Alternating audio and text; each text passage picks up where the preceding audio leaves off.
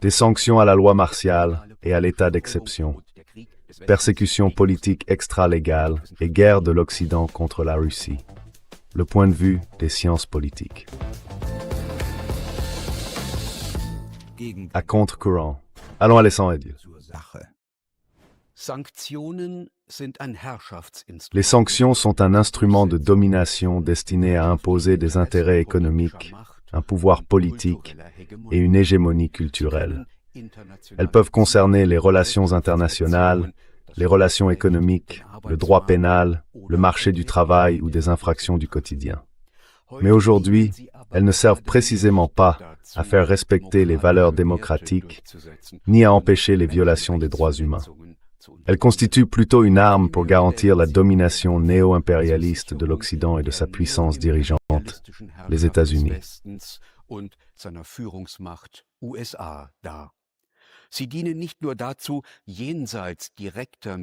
Elles ne servent pas seulement à imposer la soumission d'États, au-delà de la violence militaire directe. Elles servent aussi à éliminer l'opposition intérieure par des mesures arbitraires extralégales et à imposer à l'ensemble de la population une obéissance anticipée en suscitant la peur. Je voudrais l'expliquer à l'aide de 4 exemples. Premièrement, les mesures prises contre le journaliste allemand Hüseyin Doğru, comme exemple du passage à une gouvernance antidémocratique. Deuxièmement, les sanctions contre le colonel suisse à la retraite Jacques Baud, comme exemple du caractère supranational des sanctions.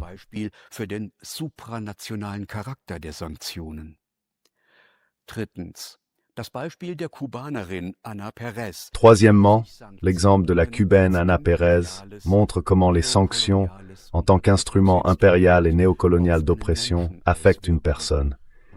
Et quatrièmement, le Magnitsky Act, comme arme de déstabilisation de la Russie dans la lutte pour préserver l'hégémonie des États-Unis. Je montrerai ainsi que les sanctions sont un instrument de domination utilisé par les États-Unis et mis en œuvre de manière autonome par leurs vassaux européens. Cela illustre de façon particulièrement nette la soumission à la puissance dirigeante au prix de la destruction de sa propre économie, de la démocratie et de l'état de droit.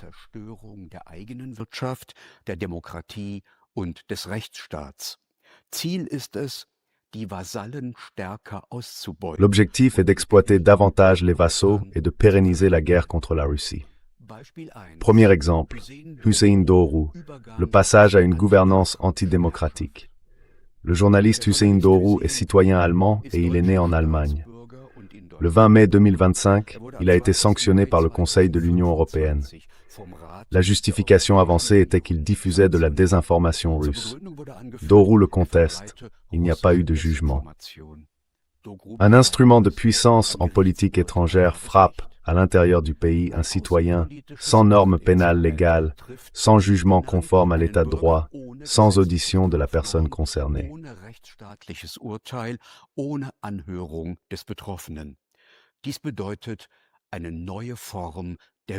Cela signifie une nouvelle forme de régime arbitraire.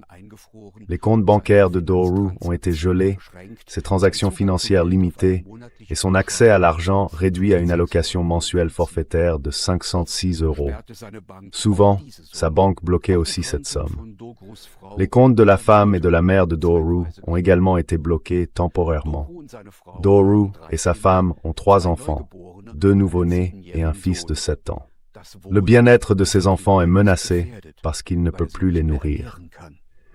Pour imposer des sanctions, l'Union européenne s'appuie sur l'article 215 du traité sur le fonctionnement de l'Union européenne.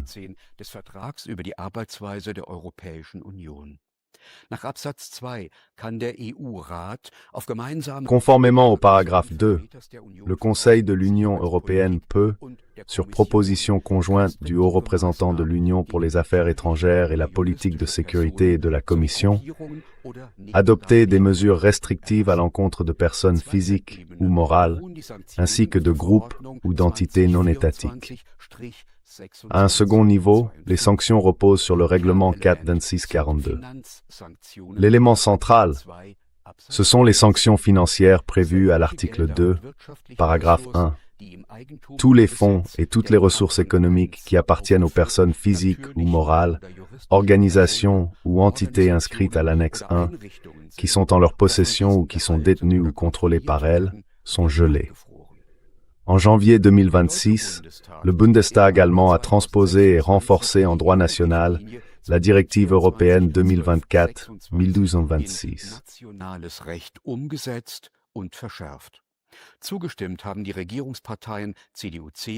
Les partis de la coalition gouvernementale, la CDU, la CSU et le SPD, ont approuvé. Les Verts et la gauche se sont abstenus. L'AfD a voté contre. L'une des modifications les plus graves consiste à requalifier de nombreuses infractions administratives en infractions pénales. Cela concerne certaines interdictions de transactions, interdictions de paiement et actes de contournement, mais aussi une violation de ce qu'on appelle l'obligation de chacun, qui contraint toute personne à signaler aux autorités d'éventuelles violations des sanctions. Ainsi, des sanctions extralégales et le droit pénal sont articulés de manière perfide. De fait, Doru est ainsi privé de tous ses droits. La dignité humaine, inscrite à l'article 1er de la loi fondamentale, est ainsi violée et les droits fondamentaux garantis par la loi fondamentale sont suspendus.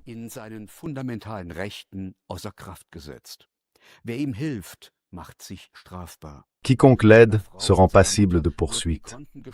Les comptes de son épouse et de sa mère ont été bloqués au motif que leur fils exerçait un contrôle sur les fonds. Le tribunal administratif de Cologne a depuis levé le blocage du compte de son épouse en faisant valoir de sérieux doutes quant à la légalité des mesures imposées par le service central chargé de l'application des sanctions. Les accusations contre Hüseyin Doğru sont déjà peu plausibles pour la seule raison que Doğru est critique à l'égard de la Russie et qu'il qualifie l'entrée des troupes russes en Ukraine d'invasion. Le blocage des comptes de proches revient à réintroduire la responsabilité collective familiale pratiquée sous le national-socialisme.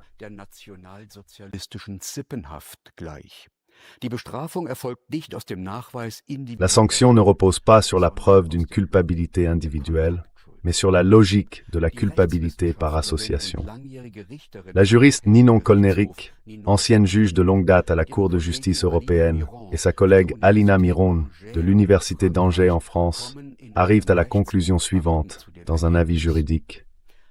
Sur la base des dispositions du Pacte international des Nations unies relatif aux droits civils et politiques concernant la liberté d'expression, l'analyse apporte des éléments montrant que la décision 2025-963 et le règlement 2025-964 du Conseil ne sont pas compatibles avec la protection des droits humains. Il s'agit des déclarations et publications du 17e paquet de sanctions, qui font de Doğru et Dort des non-personnes.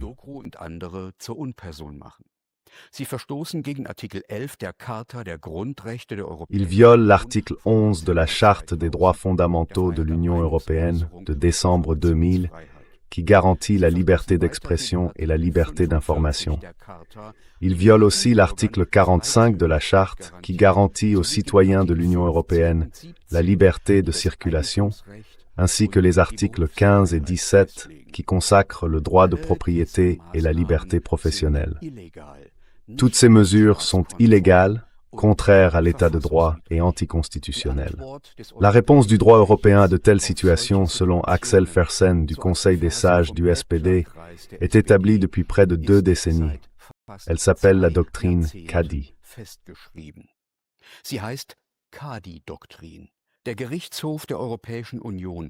La Cour de justice de l'Union européenne a établi dans l'affaire C-402-05P, Caddy-IN, puis dans l'arrêt C-584-10P, Caddy-2, que même des sanctions motivées par des considérations de sécurité doivent respecter les droits de la défense, le droit d'être entendu, le droit à une protection juridictionnelle effective et le droit de propriété.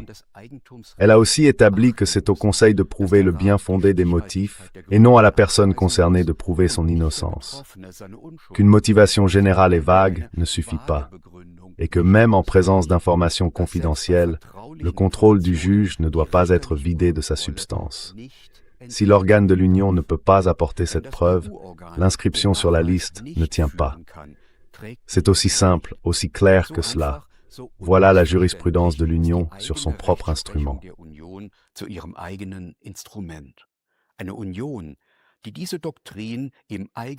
Une union qui n'applique pas cette doctrine chez elle, mais la contourne, se prive de sa crédibilité en tant que communauté de droit.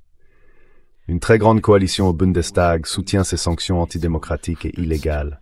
Seuls les députés de l'AfD ont voté contre leur transposition en droit national.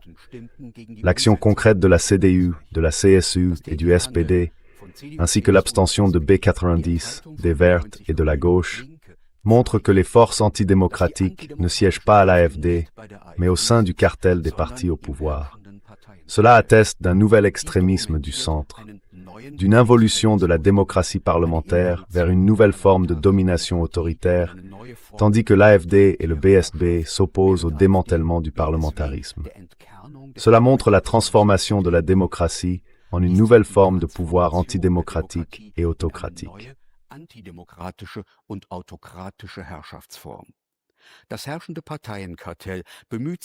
Le cartel des partis au pouvoir s'emploie donc à instaurer une dictature à pas feutrés.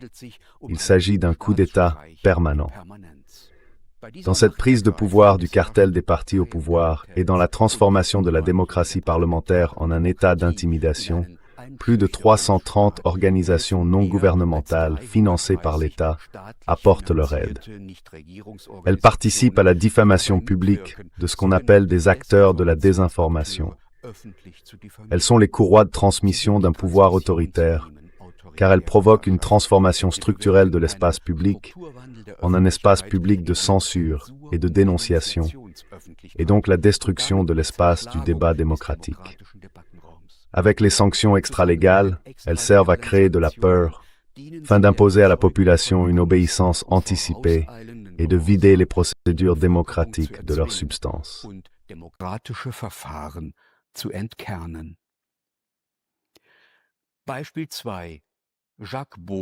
Exemple 2. Jacques Baud.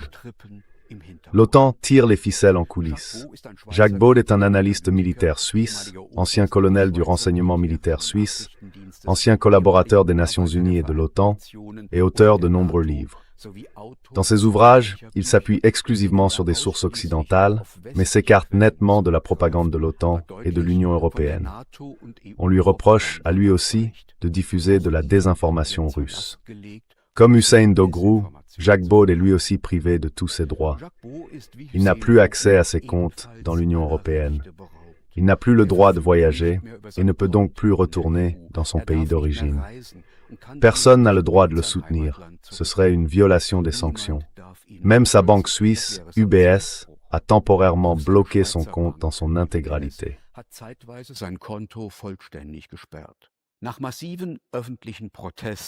Après de vastes protestations publiques, au moins la pension peut de nouveau être versée et l'assurance maladie de nouveau prélevée.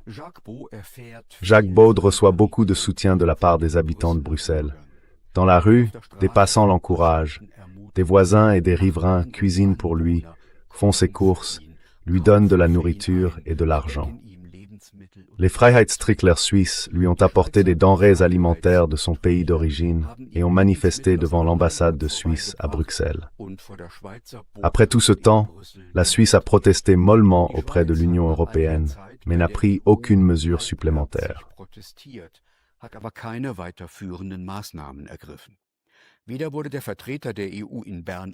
Le représentant de l'Union européenne à Berne n'a pas été convoqué. Jacques Baud n'a pas non plus reçu de passeport diplomatique pour lui accorder l'immunité diplomatique et lui garantir ainsi une protection juridique. Un conseiller d'ambassade a déclaré aux Freiheitstrickler « Nous ne pouvons pas non plus délivrer un passeport diplomatique à chaque touriste fauché en Thaïlande. » Il laisse ainsi entendre qu'un ancien officier suisse, qui a servi son pays dans des zones de guerre et de crise, devrait être assimilé à un touriste sexuel. Cela montre bien l'attitude. Malgré des protestations publiques grandissantes, la Suisse participe aux sanctions et se soumet ainsi aux directives de Bruxelles.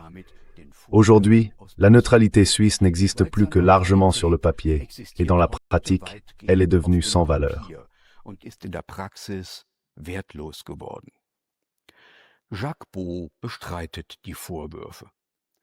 Jacques Baud conteste les accusations.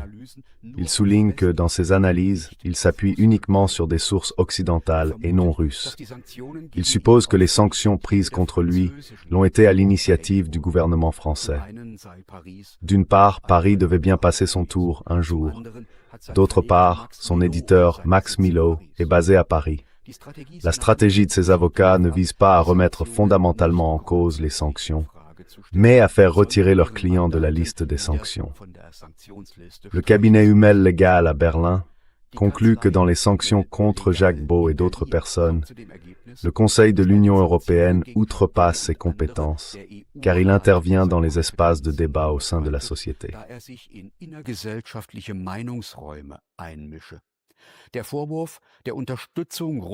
L'accusation de soutenir des récits russes serait une accusation passe-partout. Elle violerait le principe de précision inhérent à l'état de droit et permettrait une application arbitraire. La décision violerait la liberté d'expression garantie par l'article 10 de la Convention européenne des droits de l'homme, la liberté de la presse garantie par l'article 11 de la Charte des droits fondamentaux de l'Union européenne, la liberté professionnelle garantie par l'article 15 de cette charte, le droit fondamental à la libre circulation prévu à l'article 45 de la Charte des droits fondamentaux de l'Union européenne, l'accord sur la libre circulation avec la Suisse, le droit fondamental à la propriété prévu à l'article 17 de la Charte, ainsi que le droit à un procès équitable.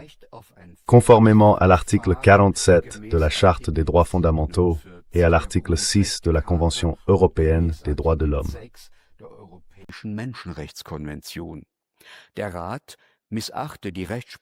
Le Conseil méconnaît la jurisprudence de la Cour de justice de l'Union européenne et passe outre les principes procéduraux de l'État de droit. Résultat, la décision de sanction du 15 décembre 2025 contre Jacques Baud viole des principes élémentaires de l'État de droit et porte atteinte à ses droits fondamentaux. La décision de sanction contre Jacques Baud doit impérativement être annulée. Cette orgie de répression contre les opposants à la guerre et au gouvernement a été initiée par l'OTAN. Lors de son sommet de Vilnius en 2023, les gouvernements des États membres ont annoncé qu'ils renforceraient leur coopération avec l'Union européenne dans la lutte contre ce qu'ils appellent la désinformation.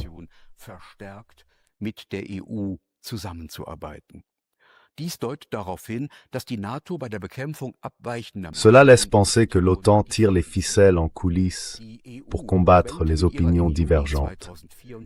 Avec son agenda stratégique pour 2024 à 2029 annoncé en juin 2024, l'Union européenne s'est engagée sur la voie de la préparation à la guerre. Le Conseil de l'Union européenne y promet de renforcer la résilience de l'UEMR dans le cadre d'une approche globale couvrant tous les dangers et l'ensemble de la société. L'UEMR considère comme une tentative de déstabilisation tout ce qu'elle qualifie de désinformation et le place au même niveau que le terrorisme et l'extrémisme violent. Norbert Hering estime à juste titre que l'UEMR fait ainsi, de facto, des critiques des gouvernements et de l'OTAN des ennemis de l'État. L'Union européenne est donc déjà soumise à un état de guerre non déclaré. Damit herrscht in der EU bereits ein nicht erklärtes Kriegsrecht. Cela signifie que l'OTAN gouverne aussi en coulisses et que les garanties habituelles de l'état de droit en temps de paix, comme la liberté d'expression et la liberté d'information, ne s'appliquent plus lorsque des questions importantes pour l'OTAN sont en jeu. L'an dernier, le gouvernement fédéral allemand a déclaré être tenu par des objectifs secrets de l'OTAN. Des enquêtes montrent que les gouvernements des États membres de l'OTAN utilisent toutes les organisations et forces de la société comme courroie de transmission pour soumettre à des mesures de répression les personnes qui, en Allemagne, se réfèrent à l'impératif de paix inscrit dans la loi fondamentale. L'Union européenne se présente ainsi comme un espace supranational, hors de l'état de droit et antidémocratique. Elle impose des mesures visant à contourner l'état de droit en concertation avec l'OTAN. Les sanctions extralégales font donc partie du droit de la guerre. Sie greifen der vollständigen Verhängung des Kriegsrechts vor. Ils anticipent l'instauration complète de la loi martiale. Ils doivent anéantir l'existence des dissidents politiques et imposer à la population de l'Union européenne une obéissance anticipée en suscitant la peur. Ils doivent ainsi préparer non seulement l'aptitude à faire la guerre contre la Russie, mais aussi l'instauration de l'état d'exception. Exemple 3. Anna Pérez. Attaque contre la santé et meurtre par les sanctions. Vous ne connaissez pas Madame Anna Pérez. Elle ne joue aucun rôle dans le débat politique. Personne ne lui donne la parole. Elle fait partie des millions de victimes de la politique de sanctions des États-Unis et de l'Union européenne. Sa trace se perd quelque part entre La Havane et la Guyane française.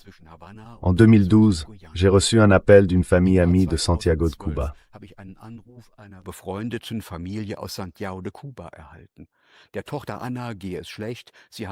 La fille, Anna, allait mal.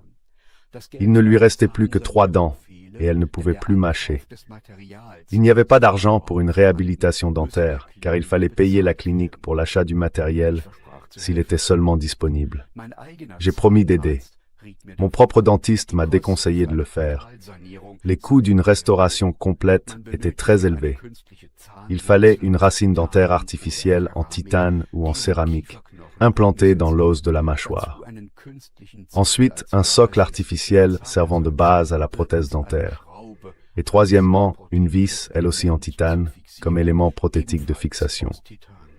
Il m'a dit qu'il me donnerait les pièces nécessaires, ce qui réduirait les coûts.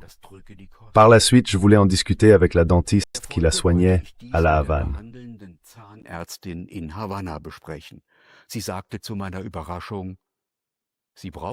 Elle m'a dit, à ma grande surprise, « Vous n'avez pas besoin de m'apporter des pièces de rechange. Les matériaux mentionnés sont certes sanctionnés par les États-Unis et ne peuvent pas être importés. Mais nous avons une autre méthode pour fabriquer des implants dentaires.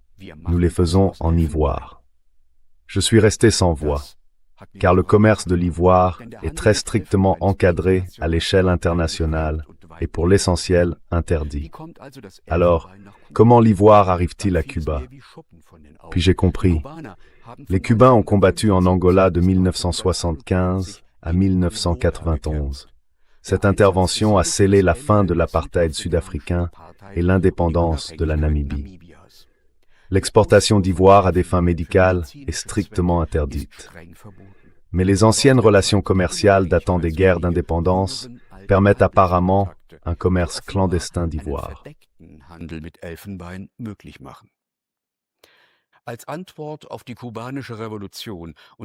En réponse à la révolution cubaine et à l'expropriation d'entreprises américaines, les États-Unis ont imposé des sanctions à Cuba dès 1960. Cela comprend un embargo global. Presque toutes les transactions économiques entre citoyens américains et entreprises sont interdites. Le blocus pétrolier de fait entraîne de graves pénuries et des coupures de courant. Cuba est classé comme État soutenant le terrorisme.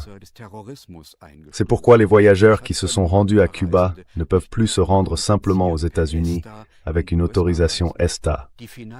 Les restrictions financières ont conduit des établissements comme Visa et Mastercard à suspendre temporairement les paiements à Cuba.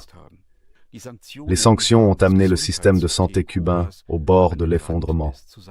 Le système médical, autrefois considéré comme exemplaire, souffre donc d'une crise humanitaire.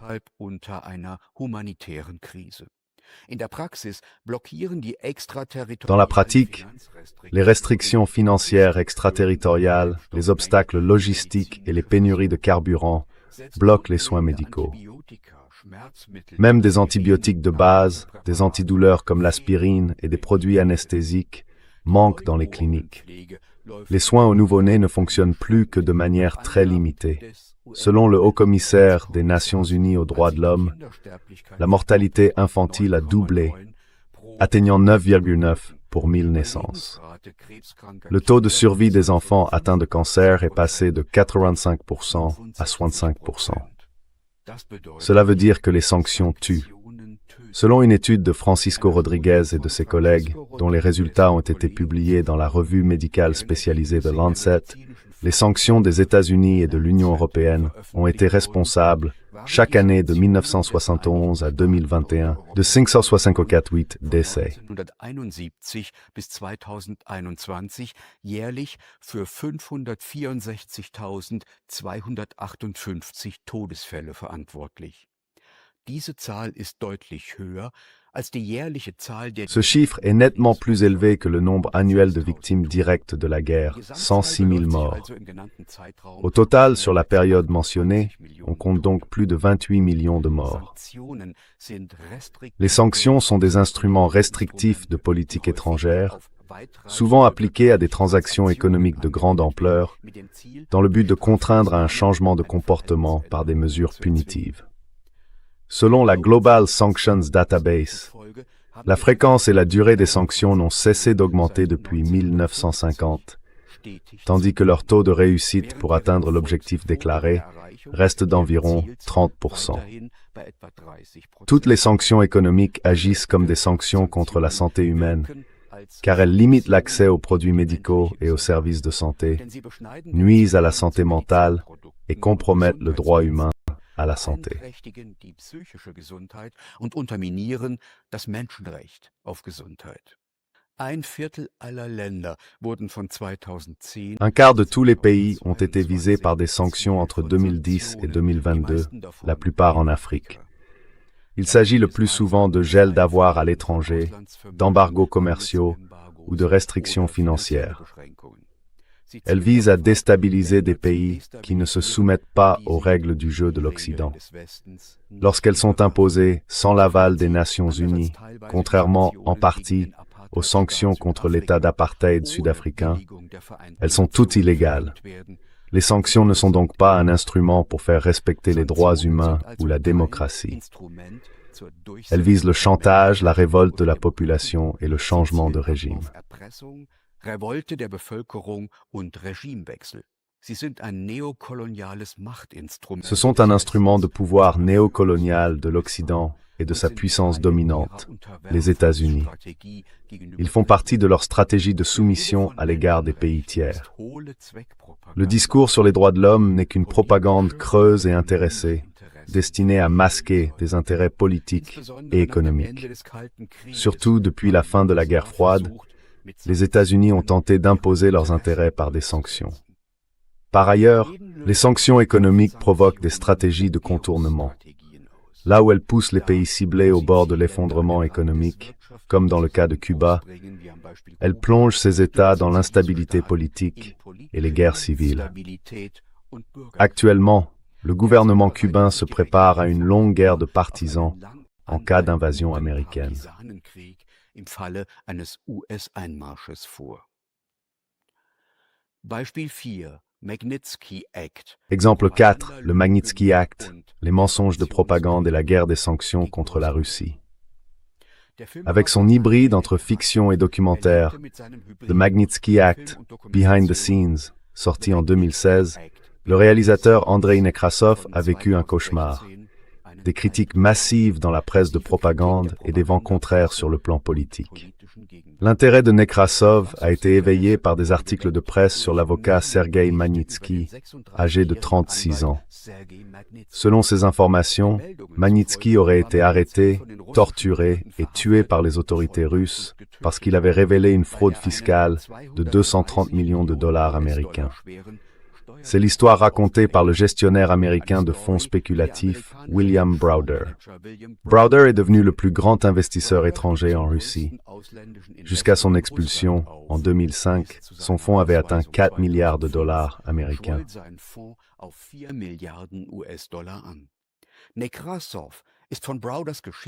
Nekrasov est enthousiaste face à l'histoire de Browder. Son film est financé par l'audiovisuel public, ainsi que par des sources norvégiennes et finlandaises. Mais au cours de l'enquête, cette histoire de corruption et de terrorisme d'État commence à se fissurer. Des incohérences apparaissent et elles poussent Nekrasov et sa monteuse à s'interroger en salle de montage. Peu à peu, Magnitsky n'apparaît plus comme le jeune lanceur d'alerte talentueux, mais comme un simple comptable dans l'empire financier de William Browder. Browder, qui se présente comme l'ennemi public numéro 1 de Poutine et comme un défenseur des droits de l'homme, s'empêtre dans des demi-vérités et des dissimulations. Verheddert sich in Halbwahrheiten und Verschleierungen. Am Ende kommt Nekrasov sogar als Putin-Kritiker. Au final, Nekrasov, pourtant critique de Poutine, arrive à la conclusion que Browder a menti et inventé son histoire pour dissimuler ses propres opérations financières illégales, que Magnitsky était son complice dans cette dissimulation, que son arrestation reposait sur des soupçons étayés, qu'il est mort en prison pour des raisons de santé et à cause de négligence médicale et non sous la torture. En réalité, Magnitsky n'était pas avocat, mais comptable, auditeur au sein d'un cabinet d'avocats auquel Browder faisait appel depuis de nombreuses années. Dans la déclaration manuscrite initiale de Magnitsky à la police, personne n'est nommément accusé d'avoir volé les prétendus 230 millions de dollars de paiements fiscaux manquants.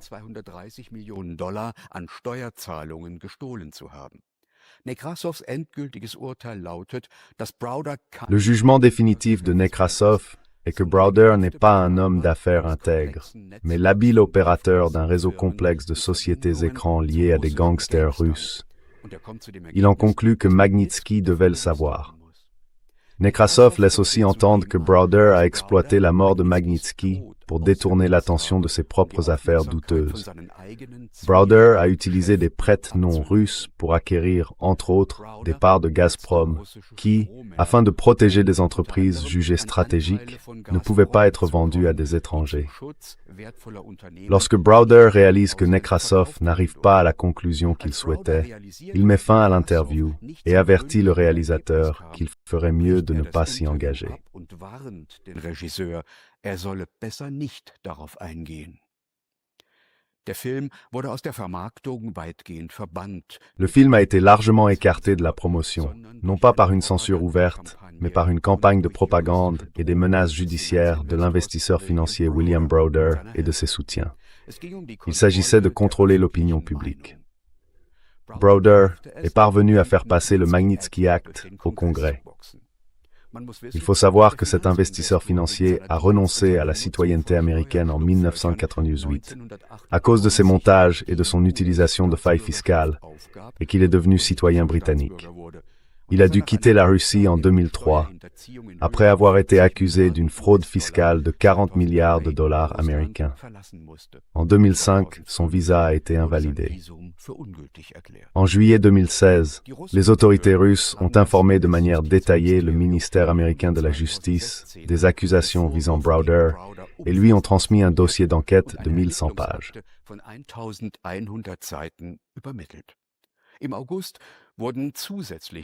En août, des informations supplémentaires ont été transmises. Le procureur général russe s'est renseigné à 9 reprises sur l'avancement de l'enquête aux États-Unis. La justice américaine n'a montré aucun intérêt à enquêter sur la violation de ses propres lois fiscales. Entre-temps, Browder a utilisé ses déclarations manifestement fausses et ses profits obtenus illégalement qui avaient été transférés aux États-Unis par l'intermédiaire de sociétés offshore pour financer son lobbying en faveur du Magnitsky Act et soutenir financièrement les campagnes électorales de responsables politiques du Parti démocrate. Selon les procureurs russes, William Browder a été traité comme agent par le service de renseignement britannique, le MI6, pendant tout son séjour en Russie, sous le nom de code Solomon.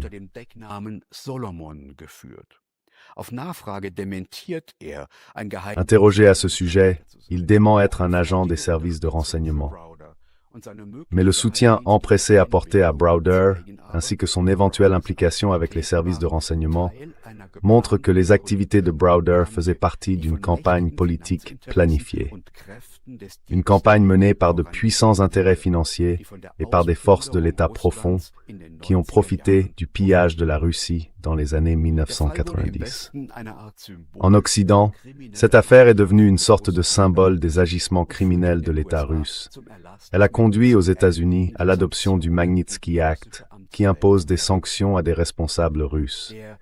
Le Sergei Magnitsky Rule of Law Accountability Act a été adopté en 2012 par le Congrès américain avec un soutien bipartisan, puis signé par le président de l'époque, Obama.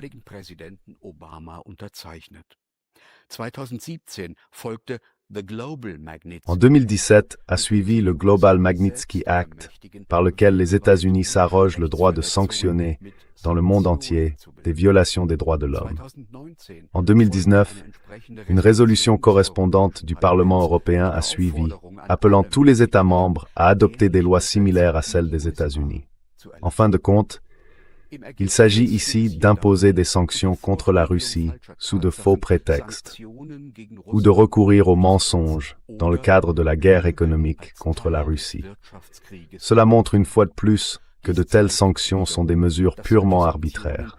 Or, le Magnitsky Act n'est qu'un exemple parmi de nombreuses sanctions des États-Unis et de l'Union européenne contre la Russie.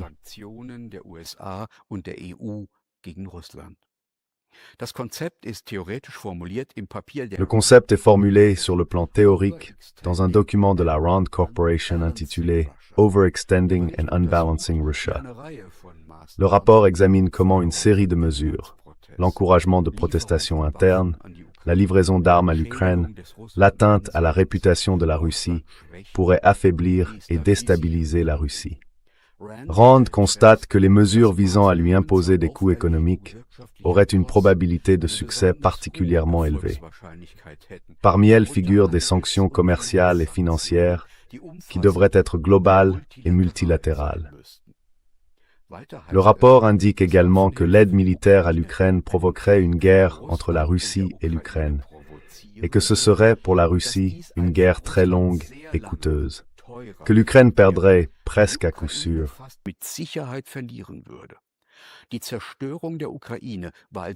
La destruction de l'Ukraine était donc intégrée dans les calculs, afin d'affaiblir la Russie par tous les moyens imaginables. Mais les sanctions manquent leur objectif et se révèlent être un boomerang. Le vice-ministre italien de l'économie, Michele Gerazzi, a expliqué pourquoi les sanctions contre la Russie n'atteignent pas leur but. Premièrement, elles reposent sur des vœux pieux. Leur efficacité n'a pas été évaluée. Deuxièmement, les sanctions se heurtent à la capacité de résistance d'un pays autonome en énergie et en ressources. Troisièmement, la part des exportations de gaz vers l'Union européenne a été largement surestimée. Elle ne représente que 2,2% du produit intérieur brut, et non, comme on le supposait, 25 à 30%. Quatrièmement, la capacité de résistance de la Russie en tant que nation a été sous-estimée.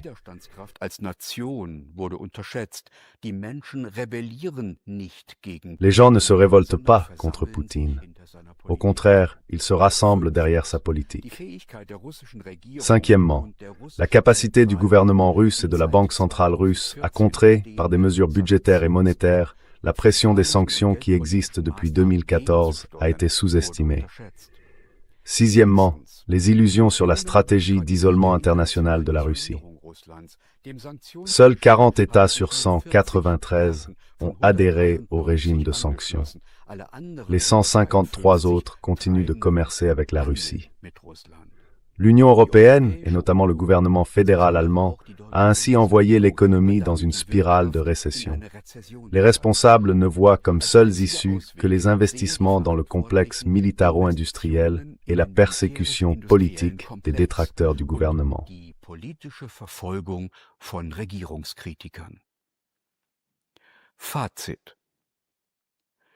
Conclusion. Les sanctions du Conseil de l'Union européenne et des États membres sont contraires au droit et à la Constitution. L'Union européenne utilise la liste de sanctions comme une arme contre ses détracteurs et s'enfonce toujours plus dans un abîme d'illégalité. La politique de sanctions démantèle les éléments fondamentaux des droits fondamentaux. Elle fonctionne sans accusation, sans décision de justice, sans audition, sans défense. L'Union européenne méconnaît la Convention européenne des droits de l'homme et la jurisprudence européenne. Ces sanctions sont des mesures prises par une organisation supranationale dépourvue de légitimité démocratique, ou des mesures unilatérales d'une puissance hégémonique qui n'ont pas été approuvées par les Nations unies.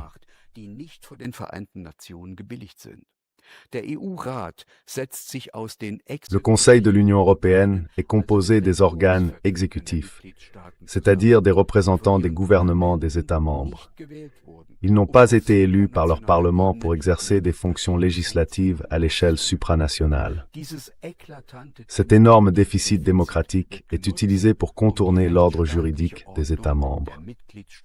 Les sanctions font partie d'un nouveau droit de guerre qui instaure un système juridique sans contrôle judiciaire et confère du pouvoir aux autorités sans procédure judiciaire. Ce nouveau droit de guerre peut être considéré comme faisant partie des préparatifs de guerre. Il s'agit manifestement de créer un effet d'accoutumance à de nouvelles formes de pouvoir arbitraire afin de faciliter ensuite la proclamation de l'état de tension. En cas d'état de tension, nous deviendrons tous des Hussein Doğru et des Jacques Baude.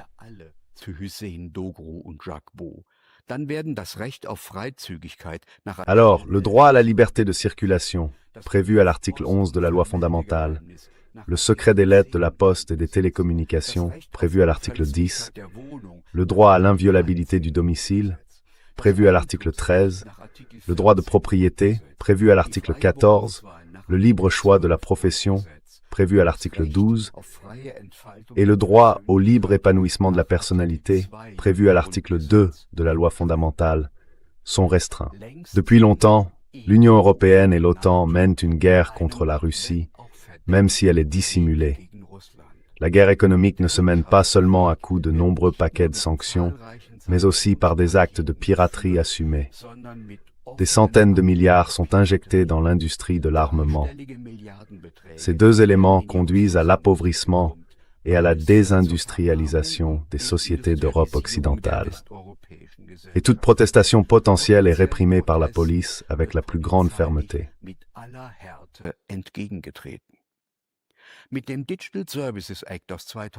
Avec le Digital Service Act de 2022, il a été possible d'appliquer à l'échelle de l'Union européenne le modèle déjà en vigueur en Allemagne, celui de la loi sur l'application des règles sur les réseaux.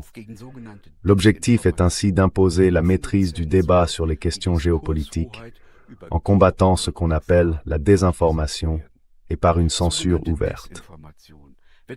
La prétendue désinformation est alors classée comme une menace pour la sécurité intérieure, qu'elle soit ou non pilotée ou encouragée depuis l'étranger.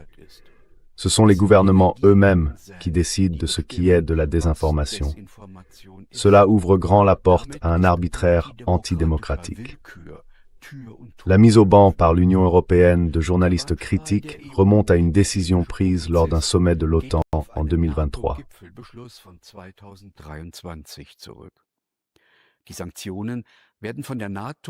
Les sanctions sont orchestrées par l'OTAN dans sa lutte contre la désinformation et mises en œuvre par une Union européenne qui a muté.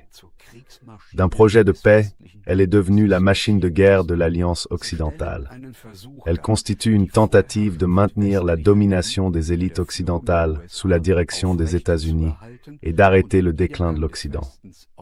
Les sanctions montrent la destruction du droit international par l'Occident et les États-Unis, ainsi que le retour de la loi du plus fort dans les relations internationales. Par ailleurs, les sanctions occidentales sont responsables de centaines de milliers de morts.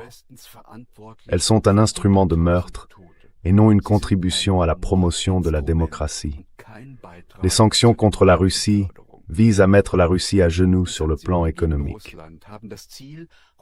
La ministre des Affaires étrangères de l'époque, Annalena Baerbock, a déclaré « Cela ruinera la Russie ».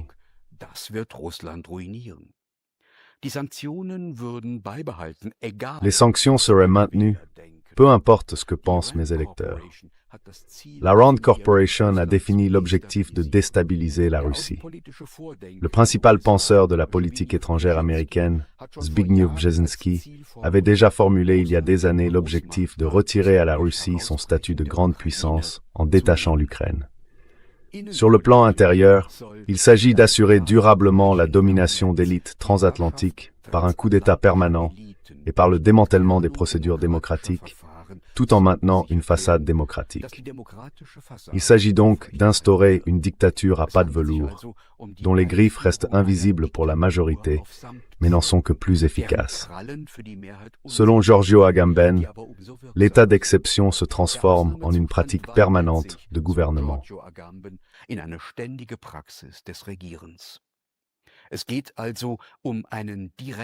Il s'agit donc d'une attaque directe contre la démocratie des États membres et en Allemagne, contre l'impératif de paix inscrit dans la loi fondamentale, ainsi que contre les droits fondamentaux et les droits humains centraux, inaliénables. Ces mesures sont illégales, anticonstitutionnelles, antidémocratiques et servent à préparer la guerre. Quiconque les soutient viole la Charte des Nations Unies.